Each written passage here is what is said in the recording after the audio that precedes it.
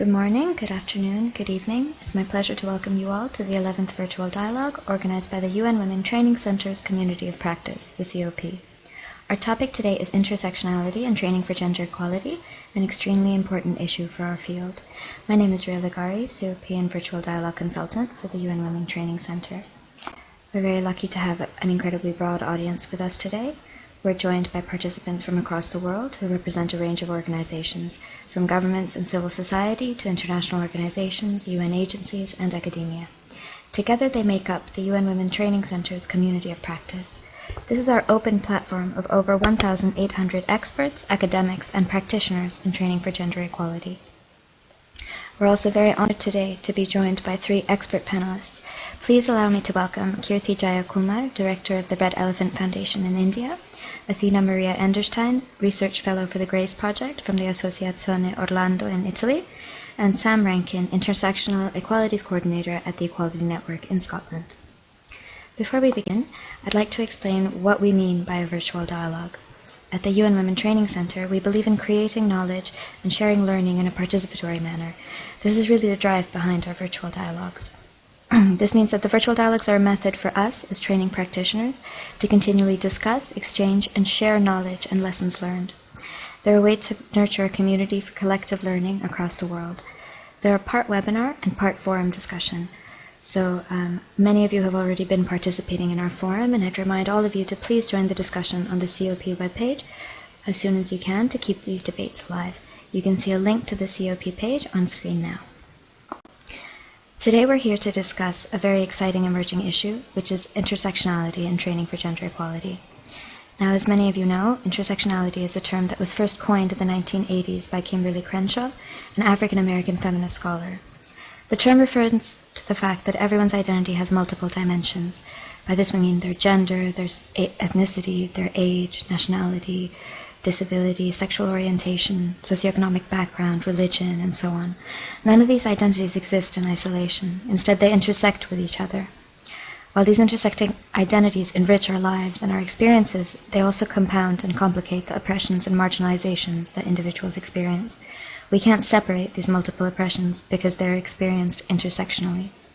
But what implications do intersectional identities and intersectional power dynamics have for the transformative potential of training for gender equality? This is really what we're here to discuss today.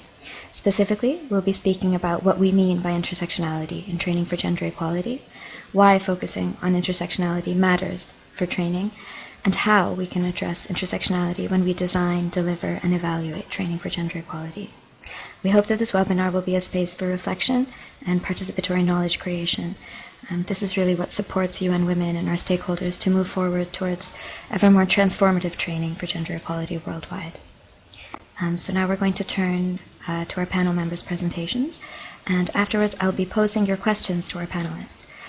You can send these in at any time by using the chat option on the right-hand side of the WebEx platform. You can also pose questions to them in the discussion forum, and whichever questions we don't have time to get to today will be posted on the forum after the webinar has ended. So first, we're very pleased to have with us today Kirthi Jayakumar. Kirthi is an Indian women's rights activist, a peace activist, lawyer, author, and social entrepreneur. She's the founder of the Red Elephant Foundation, which is a peace-building initiative based on storytelling. Their curriculums around gender-based violence are used to conduct training sessions at schools, colleges, workplaces, and community groups. And her approach to feminism really centers on intersectionality, taking into account how intersectional feminism responds to issues that can't be separated from gender depression. This includes racism, casteism, sexuality, sexual identities, disability, religion, cultural practices, and economic challenges. So Kirthi, I'd like to give you the floor now. Thank you very much.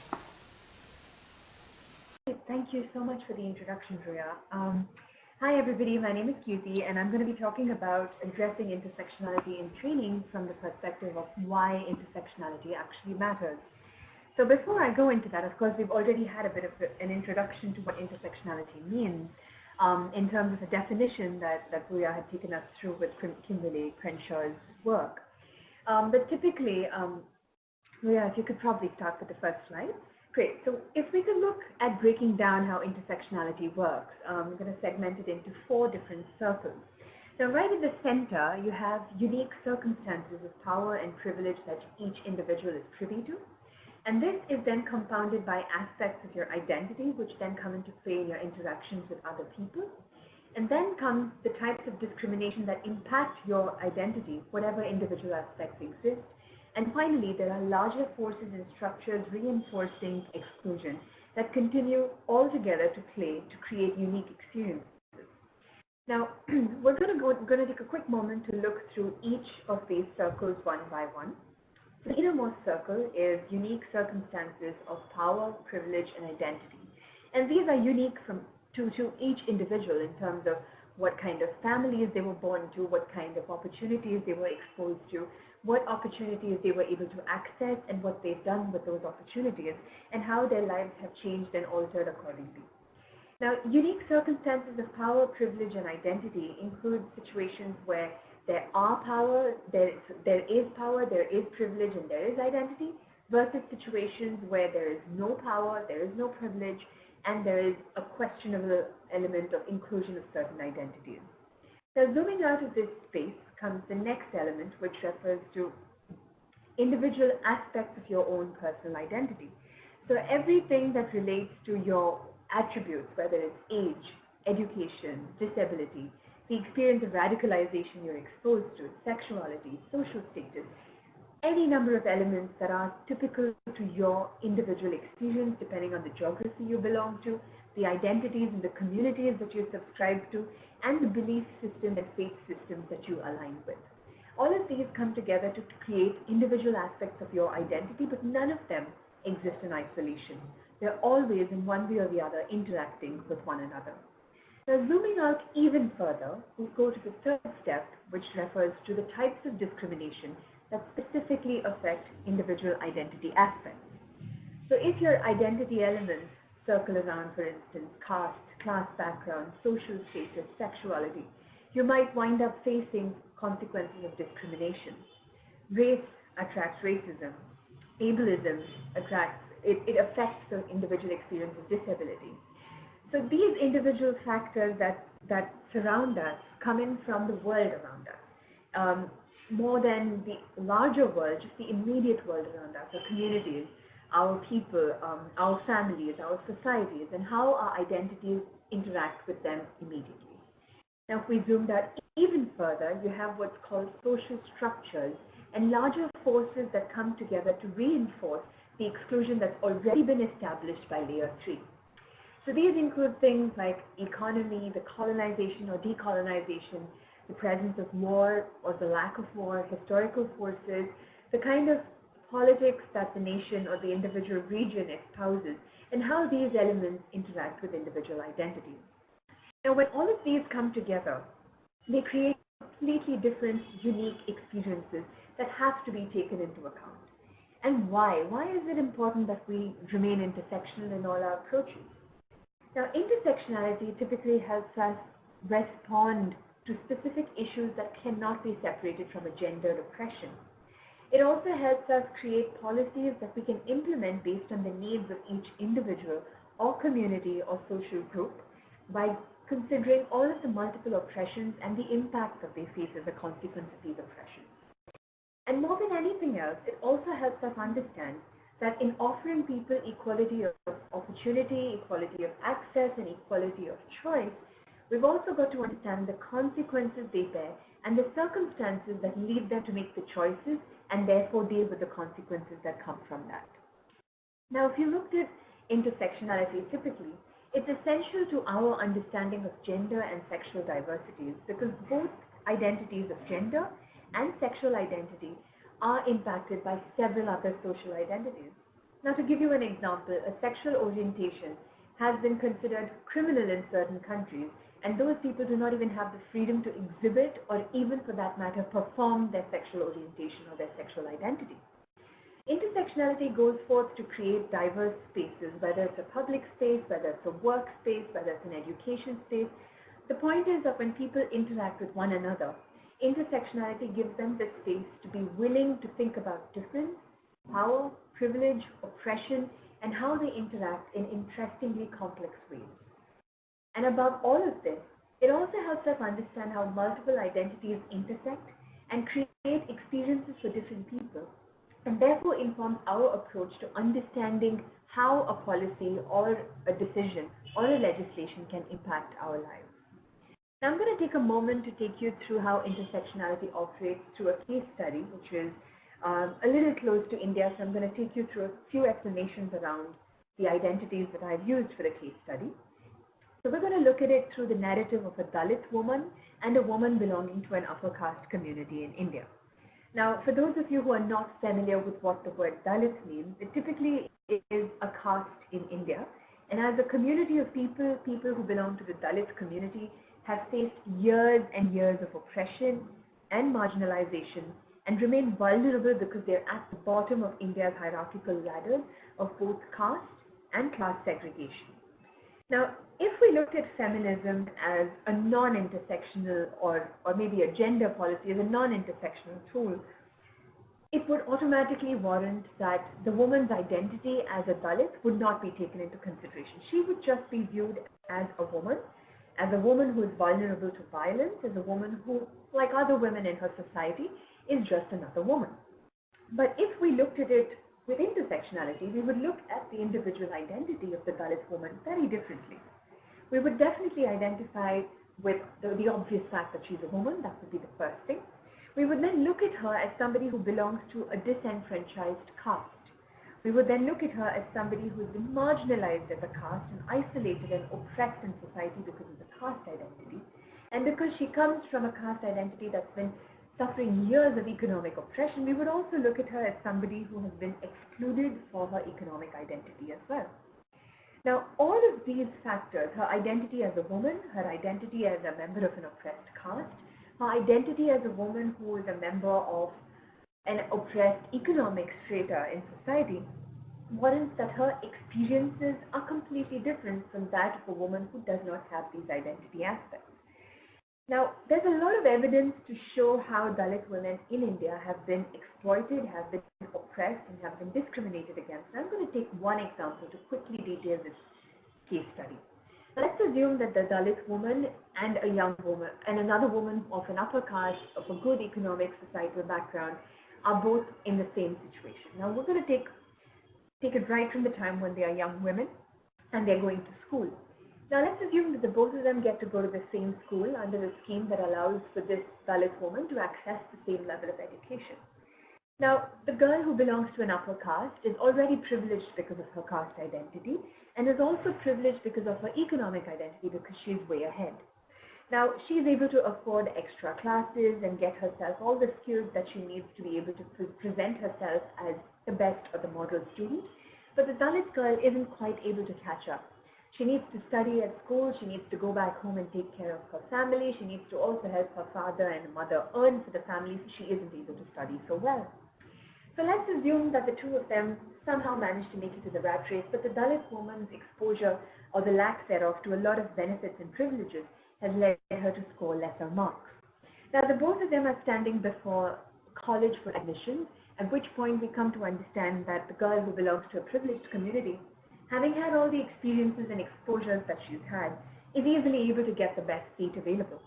But the Dalit woman has to think twice because her lack of exposure to qualitative education, her lack of privilege and access to facilities to make a well-rounded CV, and her lack of understanding of some of the concepts because she simply couldn't go through with several of the exams, merely scraping through because she didn't have access to a lot of facilities that would have helped her learn, puts her in the bottom rung of the pecking order. Now, if there was a social scheme that said, let's include more women in the education system and let's get more women to be students and enroll in college, both these women would be treated equally. And the girl that's already privileged and has already accessed opportunities might just be able to walk right in, taking the benefit of something that she doesn't really need the benefit of to start with. But if there was a facility or a policy or a program that specifically looked at the needs of a Dalit woman and worked hard for her inclusion right from the grassroots, the young woman who belonged to the Dalit community may not have even faced these oppressions and might have been able to access better facilities. Intersectionality is the only way that we can actually create a better level playing field. When identities of individuals dovetail into creating unique experiences, Policies need to be able to address those very needs and challenges and respond to them to be able to create fair and equal access to all kinds of resources in space. So with that, I'm going to end my part of the presentation and let the next person take over. Thank you so Thank you very much, Kirthi, for your excellent presentation. That was a wonderful introduction to what intersectionality is, especially your case study, to give our audience more of an understanding of what it is and how it functions. And so we're going to continue with our second speaker, and we're very lucky to have with us Athena-Maria Enderstein. She's a research fellow for the GRACE project and a representative of the Associazione Orland in Italy. Her work in the field of gender training centers on understanding how gendered power relations, privilege, and oppression interact as determinants of social inequalities. In addition to delivering training on intersectionality, she also co-founded the Hollaback Anti-Street Harassment Campaign at the University of Hull in the UK. Athena, I'd like to give you the floor now, please, and ask you to please begin your presentation. Thank you. Introduction, Ria, and the wonderful presentation, Kirthi. Greetings to everyone listening from the community of practice and to my co-panelists. Thus far, there have been some interesting points raised on the virtual dialogue platform, and I'm looking forward to engaging on these issues as we go through the next weeks. As outlined in the concept note, intersectionality in training for gender equality has been tackled primarily from a theoretical perspective. So, in this presentation, I will try to focus on practice. What I share with you emerges from my own experiences as a trainer and my doctoral research on training for gender equality. I will consider what it might mean to take an intersectional approach in gender training for equality, some of the complexities thereof, and the pedagogical and methodological implications of intersectional practice. You can start with the first slide. The first question is, what do we mean by intersectionality in training for gender equality? Intersectionality is an analytical framework. It's a methodological approach, a critical paradigm, and a political intervention. It has a multiplicity of applications. This concept has a rich history in feminist theory and activism with its own complex genealogy. The transformative nature of training for gender equality is a function of intersectional practice because this sheds light on relations of power and the dynamics which sustain and perpetuate inequalities. This is because training for gender equality is about the interrelation of epistemology, knowledge, and knowing, characterized by the lived element of participant and trainer experiences and identities. Intersectionality is not about a dry version of identity politics, but it's about vulnerability, power, and privilege. The key question is, what do we mean by intersectionality? In the same way that trainers reflect on their gendered selves, we need to think critically about what intersectionality means for each of us and be open to evolution in this understanding over time. Employing an intersectional approach in training for gender equality takes form through praxis. To me, it is about cultivating an understanding of the interaction of categories of identity and difference, and the interrelated nature of inequalities in individual lives, social practices, institutional systems, and cultural contexts.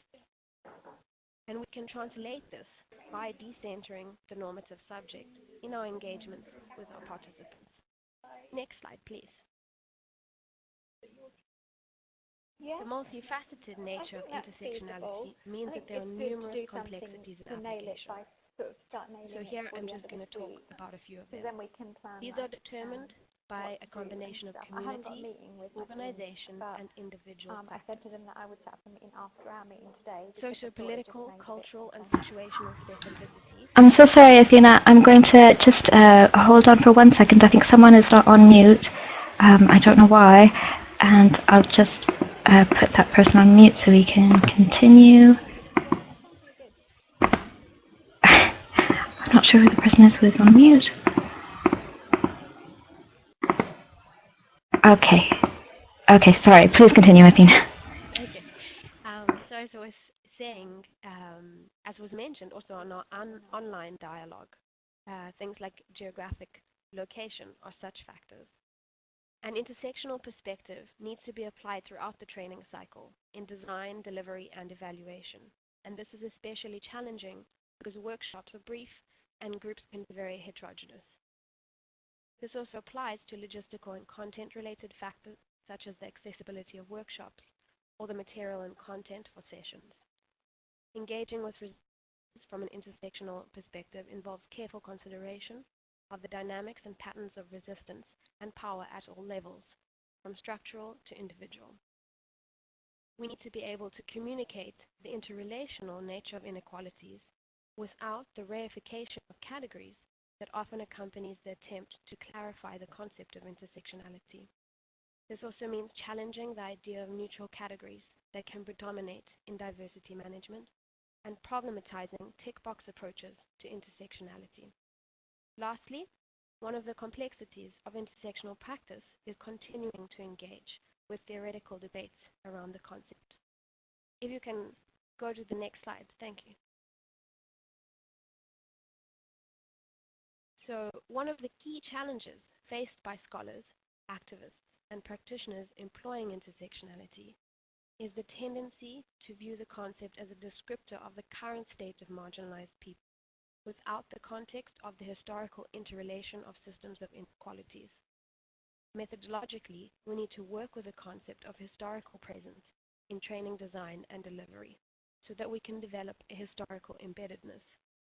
In doing so, we actively work against the flattening of concepts such as oppression and privilege and resist understandings of identity categories as neutral types of difference.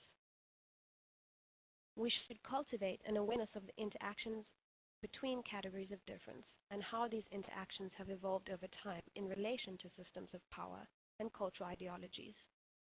One of the ways of doing this is to learn about the concept of intersectionality itself, the history of the concept, which will allow us to apply it in a more conscious way. Responding to the context and needs of participants is a key intersectional pedagogical principle. The thinking and designing parts of gender training rely on an understanding of predetermined social categories, which is an ethic approach. In practical interaction with workshop participants, an emic approach is useful, one that responds to emergent and situated identities, which are linked to a specific time and place.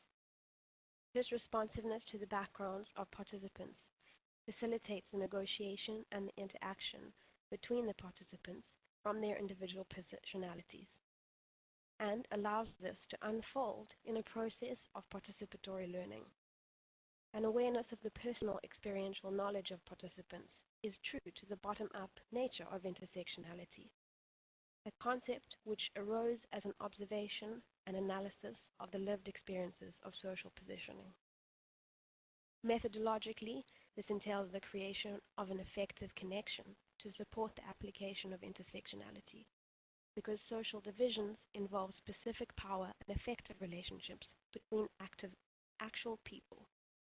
Lastly, the fact that we are called to work across a variety of epistemological contexts is one of the key challenges in our work. But we often forget that gender trainers themselves are intersectional subjects.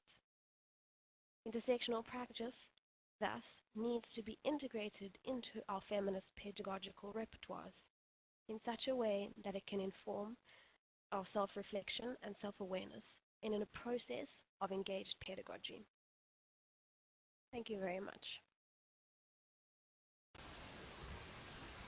Thank you so much, Athena, for your excellent insights. That was a wonderful explanation of why intersectionality matters for training. And now we're going to hear from our third and final speaker for today, who's we're very grateful to be joined by, who is Sam Rankin. Sam's been delivering in LGBT intersectional specific training since 2009 as the Intersectional Equalities Coordinator at the Equality Network, which is Scotland's national lesbian, gay, bisexual, transgender, and intersex equality and human rights charity. Her work as a facilitator and trainer focuses on the intersections of gender, identity, and sexual orientation with race, faith, and disability. Sam's pioneering research and guidance on intersectionality for service providers is available to download for free. You can find a link to it on our COP page and in this Virtual Dialogues concept note. Sam, over to you for your presentation. Thank you very much. Thank you very much. You've shaved some of the things I needed to speak about in my allocated time because you've done my introduction and my conclusion for me. Sorry. So that's great, because I've got a lot to say today, because this is something that is a large portion of my work. So I've written my notes for my speech and handed them over so that they can be sent around to everybody. I hope they're being sent to people who are hard of hearing at the minute, so that'll deal with the sound issues. But yeah, we can go past slide 1 because we've covered that quite nicely. I'd just like to say that our funding mainly comes from the Scottish Government Equality Unit, who have been wonderful in supporting intersectional work in Scotland, and that's why I've been able to do as much as I have, because of their funding. So let's go to slide 2, intersectional planning. In my training, the first thing that I need to do is make it very clear what intersectionality is, and this includes giving examples to make that clear. This explanation needs to start in the publicity for the training, as most service providers haven't come across the term before, and my training is aimed primarily at frontline service providers, and that informs a lot about what I do and how I do it. This can seem like a small point to make it, underline what intersectionality is for the 10th time, but if it's not given proper attention, it can have an effect on the take-up of the training. I find that when advertising is clearly worded, it is still common for me to get at least one email asking for clarification. So my top tip when advertising intersectional training is to put words like both, and also in caps. For example, this training is about making services better for people who experience exclusion because they are both women and also disabled. When planning the training, I use an outcomes-based approach. In other words, I start with thinking about what I want the participants to be able to do as a result of the training before thinking about what methodologies to use. Incorporating intersectionality into an outcomes-based approach can help ensure that intersectionality is included to the degree that you wish it to be, and that new knowledge is tested and is able to be applied by the participants. So, for example, an outcome around intersectionality may be at the end of the session, participants should be able to demonstrate how they would take intersectionality into account when providing services for women from minority ethnic backgrounds. Once I have my outcomes, I then think about what methodologies would be most effective to achieve these outcomes. As part of this, it is important to remember that some people attending the training will be intersectional themselves. So while, of course, we should consider this for all trainings, when doing training on intersectionality, there is a higher level of expectation on the trainer, and that they will consider access and language needs in their methodologies and provide a best practice example of intersectionality in action. So before choosing which methodologies I use, I consider how accessible each methodology is, and if it is possible to adapt those methodologies if required. For example, that if we're doing an exercise where we're moving around the room, that there's space for wheelchair users to move around the room, and that any text being used in jigsaw puzzles, for example, is large enough that people who are partially sighted can also participate fully. It is only after these steps then that I can start to consider what points I specifically want to make. This stage is often a battle to balance the content between academic discussion about intersectionality and identity politics on the one side, and providing space for people to listen to the voices of people with lived experience and practical solutions about what they can do on the other. Now, this may be controversial, but I do tend to favor the personal and the practical side of things in my training, as service providers who attend are most often looking for answers to the question, what am I supposed to do? And require their awareness to be raised about the full diversity of people and issues that they come across, rather than a comprehensive summary of the academic debates around intersectionality. I also must say that I find that the more I focus a discussion in training on issues such as power and privilege, the more the service providers get wrapped up in their own guilt about their own privileges and become even more afraid to do anything in case what they're doing is wrong or not enough until their whole organization or the whole of society has moved forward. And this can seem very beyond their control. So I'll focus on what they can do and what they do have control over. For example, not making assumptions, talking about how they schedule their activities, about how they advertise their services, about how they use language and ask questions, and what they put in their code of conduct. Now, please don't get me wrong. It's not that I do not want my training participants to challenge the power structures that they find themselves in. Of course I do. But I also want them to provide an inclusive service sooner rather than later, and not waiting for things to be easier or for their organizations to change. Now, going on to slide 3, intersectional methodologies. Okay, so I'm not going to have time during this session to go through all the methodologies that are my favorites. They are listed on the PowerPoint, and there is a lot of detailed information about exactly how I do these methodologies in the Word document that will be circulated as well. So please feel free to go through that and look at that in detail. But there are a couple of things that I would like to note. Firstly, I do a terminology puzzle. So basically just have a bunch of puzzle pieces that I've made up, and on some of the puzzle pieces I have terms, and on other puzzle pieces I have definitions for those terms. And I usually start with a terminology puzzle. This provides an opportunity to do a lot of things. It allows me to assess which commonly used terms in different strands the participants are aware of and not aware of, and that's a good indication usually of what their levels of understanding and knowledge are about each of those strands or protected characteristics. And it also allows the participants to ease into the debate about intersectionality.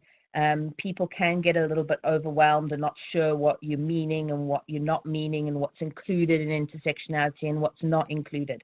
So this allows them to ease into the conversation, which I find much more useful. The puzzle also provides an opportunity for people to explore the complexities of equalities terminology and the terminology debate that we have in this field, and allows them to think about how they use their language to either include or exclude. One of the other things that I really like doing is providing space for people with lived experience to talk about how they perceive intersectionality. It's very easy for training participants to walk away and think, oh, all intersectional people are just like Sam. And that's what I'm trying to avoid. People like to hold on to a stereotype or an example of, well, what kind of person do you mean? So I used to invite preferably 3, but at the very least 2 people with lived experiences to give personal testimonies during my training. And this was effective, and I got a lot of good feedback from it. But I also discovered a lot of issues around this. It was very time-consuming for my volunteers and myself, as each speech needed to be prepared, as most people need at least some support to unpick what incidents of exclusion were intersectional in nature and how that worked. It was also a methodology that often put my sessions at risk of overrunning if someone was ill, or if the session was in a rural area. This caused problems too. So I made a film. Yay! And this is working much more effectively. With the film, I can introduce participants to a much wider range of intersectional people in the same time, and all our experiences, needs, and barriers to accessing services, as well as our ideas for improving services. But whether it is in person or via technology, I consider creating a space for intersectional people to speak for themselves about their experiences as vital to intersectional training. And it's also one of the exercises that I get the highest satisfaction ratings on. I think it's also important to show a wider range of diversity of intersectional people, because many training participants who are coming from service providers are actually skeptical as to whether there are enough intersectional people in their area to make specific work or doing a specific focus on intersectionality worthwhile. Having personal testimonies makes it easier for the trainer to make the point that it is needs rather than numbers that are important, and that yes, we do exist, and yes, we face very unique and complex issues and barriers to services. It also helps services to see that intersectional people do not fit into their stereotypes of what Black is or what gay is or what disabled is, and that while these stereotypes are barriers for all, in particular, they are especially difficult for intersectional people because we don't fit into those stereotypes on the whole in any of those ways, because our intersectionality means that we're not those stereotypical people. I'm just going to skip on a little bit in the interest of time.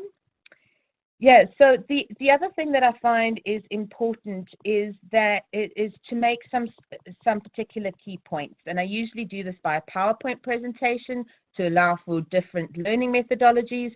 And also sometimes, as you know, as your trainers, sometimes you just need to download some specific points into people's brains.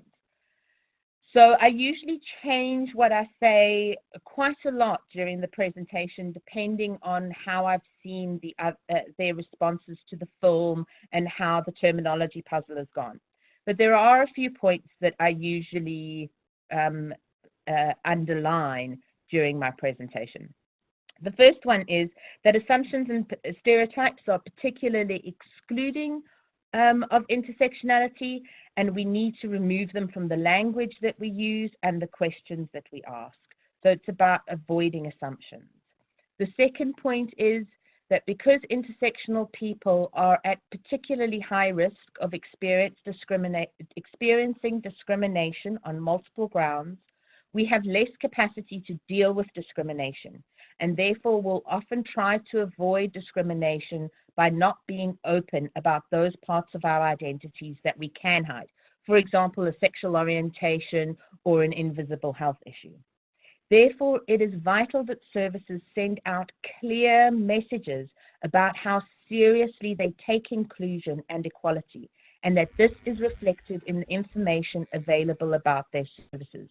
For example, in the content, in the language, in the pictures that they use on their websites and in published materials. The third point that I often make is that all forms of discrimination should be treated equally, and that this is made clear to all staff and service users. One good way of doing this is to work with stakeholders to develop a code of conduct. Forms of discrimination are treated equally, is to involve stakeholders to develop a code of conduct that explicitly references all the protected characteristics or strands and sets out guidelines for what steps can be taken if the code of conduct is broken. And the final point that I always make is that organizations need to work in partnership with equality organizations to develop trust and understanding and confidence in signposting services to each other.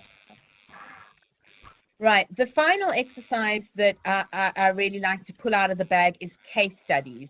And I find case studies are really important as an opportunity for people to try out their new knowledge in a safe environment. So again, it's about building understanding and confidence to getting them to take their first steps. It's about making them feel empowered to make the changes that they can make in their particular roles.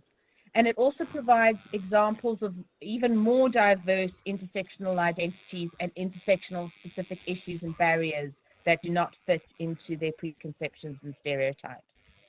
And it is okay, I'm just going to skip on to the next bit in the interest of time.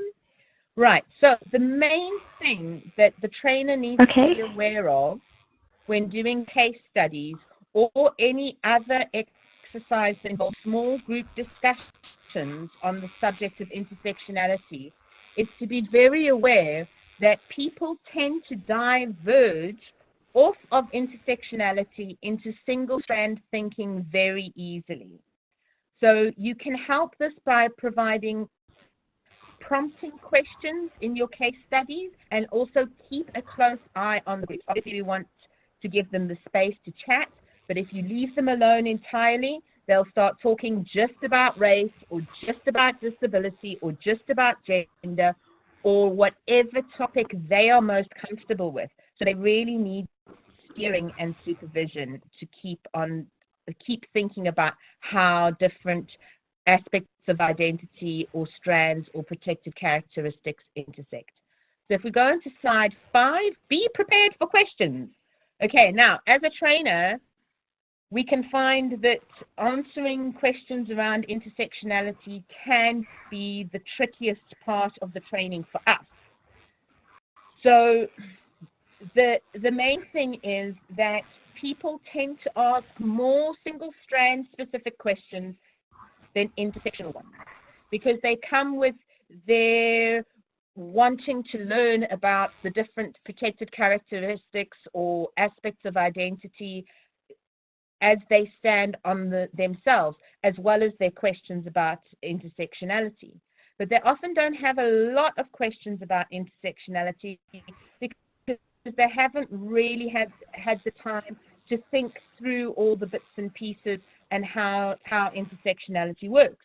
So as a trainer, you need to be very prepared to answer single strand questions as well as the intersectional ones. So you need to be up to date on all your knowledge.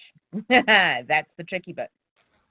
The most commonly asked question that I have in relation to, that I get in relation to intersectionality is about the trans woman using female toilets. So I have a prepared answer to that question that I can fish out of the bag. And you might want to think about before doing the training, what types of questions people may ask during the training, and prepare some answers to that.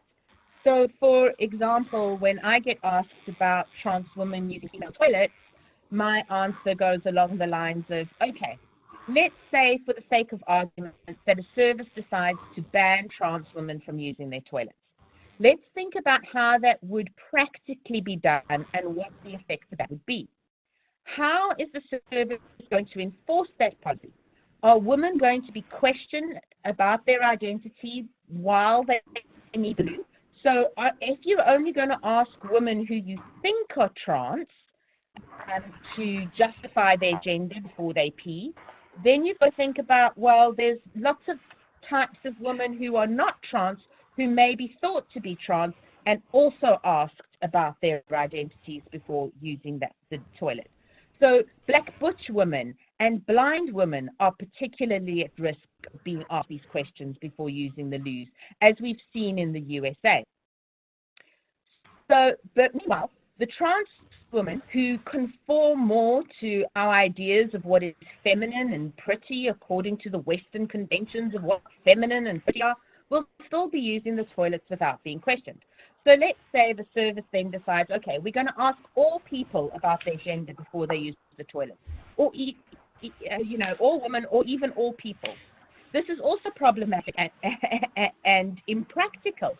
Is it not better to challenge behavior rather than identity and provide options for all people to pee in peace? And if there's a problem with how anybody is behaving, deal with the behavior rather than question the identity. So, yeah, that's just an example of one of the questions that I get that are intersectional but specific. But most of the questions that I get are single strand questions. And then what I need to do is answer that single strand question to the satisfaction of the person who's asked it, but then also add on. So I'd say, so if we looked at this from an intersectional perspective, or if we took intersectionality into account in relation to this, we would also find, and then add on an intersectional bit to my answer as well. Right, so how does this impact on what you're doing? Okay, my training is about intersectionality specific, and that's what the whole training session is about, which usually lasts about half a day. But when you're doing your training, you've got to cover a lot of other ground as well, not just intersectionality.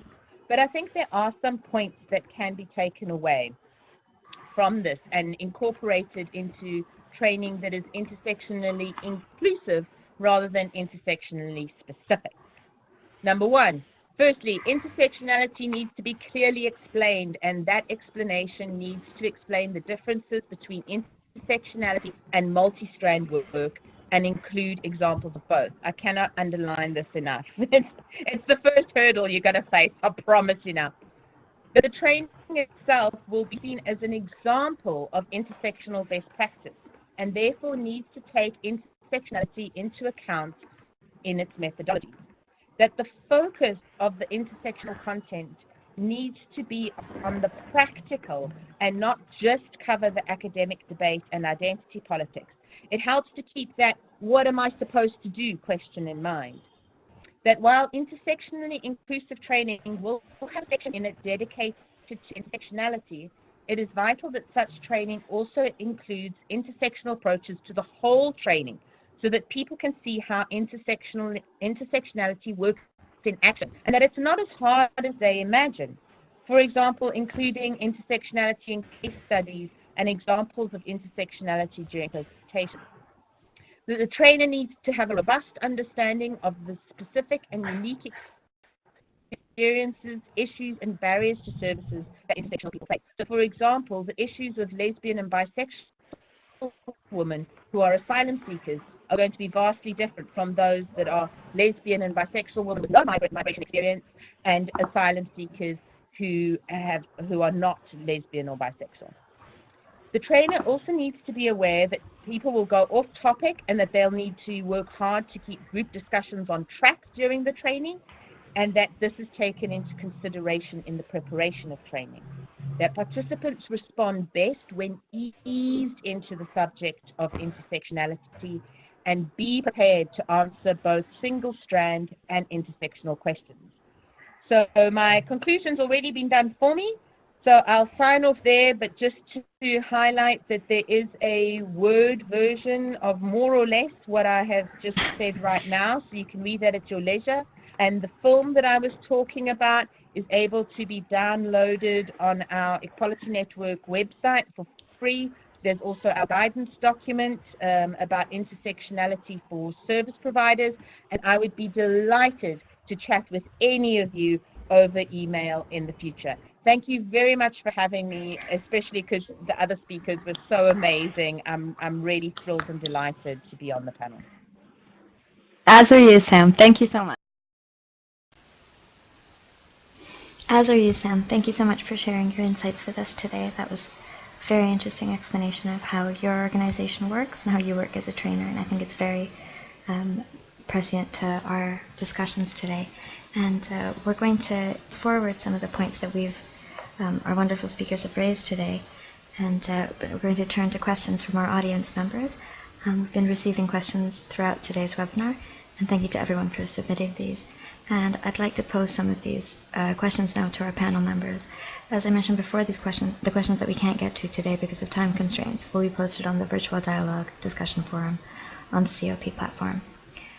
So first, I think Athena had a very interesting question for Sam, which you can see on your screens now. And I'd ask Athena, please, if you could pose this to Sam. Thank you.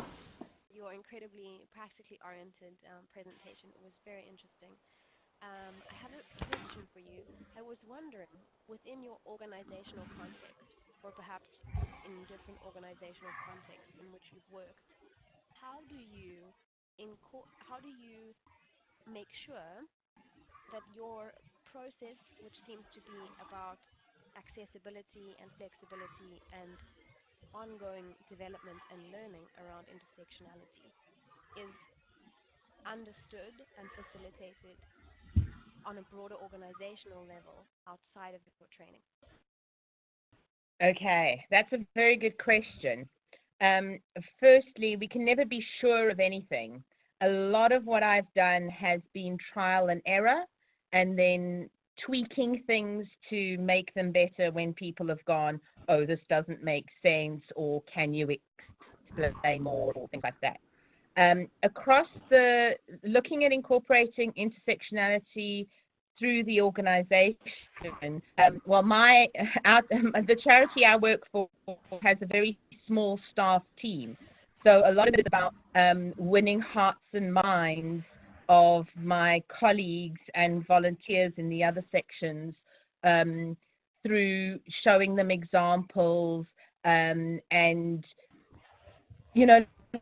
looking at a lot of our practice through the lens of disability or ethnicity first, and taking a step back from looking at it from an LGBT perspective first, so that we can try and ensure that we are considering all the different options.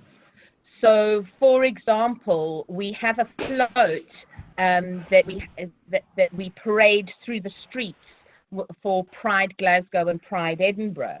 And we have noticed that a lot of floats in Pride are very white Scottish and don't have much diversity on them. And at the same time, we recognize that people who are asylum seekers are particularly keen to get photo ops that they can use to help their cases in court. So we therefore prioritize our volunteers who are asylum seekers and refugees to be on our float to try and provide some balance, at least color-wise, to the rest of Pride. But it is not an easy thing to do, and there's no one quick fix. A lot of it is about trying things out and failing and trying them again. But the biggest mistake we can make is not doing anything. And this is the message I try to get through to people as much as possible. That, yeah, it can be scary, and yeah, you can put your foot in it, and yeah, you can mess things up every now and again, but you'll make better mistakes in future if you keep going. If you just stop and go, oh, I'm too scared of offending anyone or saying the wrong thing or doing the wrong thing, we're never going to get anywhere. So you keep on having to push and to try and get the rest of the organization on board. But people in larger organizations find that kind of getting the whole organization on board thing a lot more difficult. So public services, government departments, health services can really struggle to get those changes made. So I try to get people to focus on what they can do with themselves and their teams to push things forward in the meantime.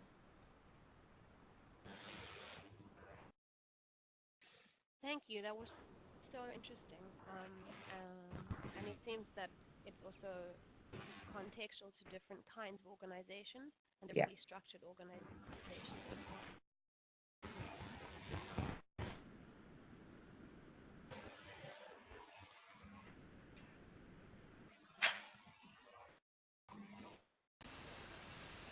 Thank you so much, Athena, for your excellent question, and Sam for your fascinating answer. We've also got time for one more question that we've received from Gabrielle John. Could you, one of our speakers, I don't know, maybe Athena, if you could clarify the relationship between gender relational approaches and intersectional approaches. That's the question that Gabrielle would like to know more about. I think gender relational approaches have as their pivot point gender, and then opening up and relating gender to other kinds of identities, or as we've talked about as well on the virtual platform, other kinds of communities or circumstances such as rural-urban contexts. To me, the differentiating factor between gender relational approaches and intersectional approaches is that intersectional approaches pursue a far less hierarchical understanding of the intersection and interrelation of inequalities.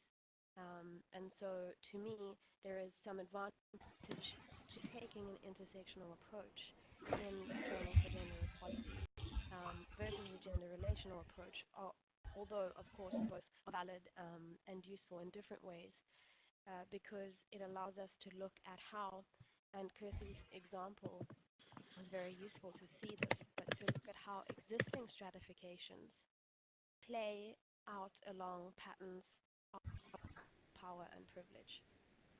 I hope that was in some way clear.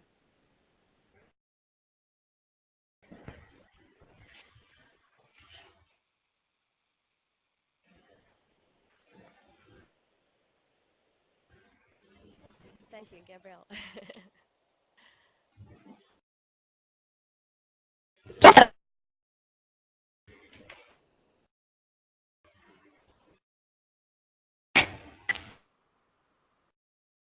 Can you hear me when I speak?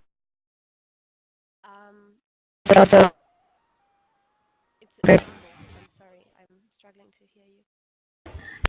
can you hear me now? Now I can hear you.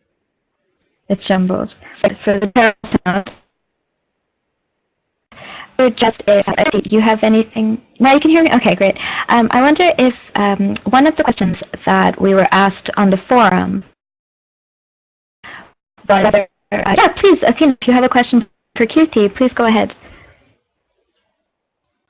Okay, thanks. So, Kirthi, thank you so much. Yeah, thank you. Your presentation. I'm not sure if you can hear me.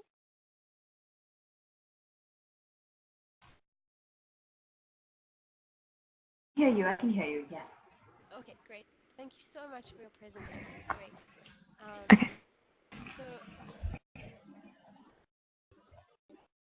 So the question that I wanted to ask you is if you could talk a little bit more about your example, about the kind of strategies that you would use perhaps on a more practical community or policy level to tackle that kind of situation that you described. Thank you so much for your question. I haven't lived in India all my life. I suppose one of the things that I found to be extremely effective is actual grassroots action. When we understand as a nation that has an enormous population and a large section of that population below the poverty line, access to education and healthcare is severely stunted. So one of the major things that we've identified is the grassroots level, if organizations, whether in the private profit-making sector or in the non-profit sector, can really get down to reach these marginalized communities and help them access resources, whether it's by providing them education for free or by supporting some of them and then helping them transition into mainstream education, or even by creating interventions that can then allow for policies to percolate on ground. Now, these may sound like ideal ways of doing things and may seem like a perfect solution, but on ground, of course, everything from political will to the question of economics and the question of availability of providers to make it happen have always been a handicap so far. Which is again not to say that good work has not happened, because there has been some success as well. But I think this is one of the solutions that our community leaders have to engage with to make change happen. Thank you. That was a really great answer. Thank you. That was a fantastic answer. Thank you so much, Athena, for your excellent answer to this question. We're having a few problems with the WebEx platform, so I'm afraid we're going to have to close the session for today. I wish we'd had a chance to ask you more questions.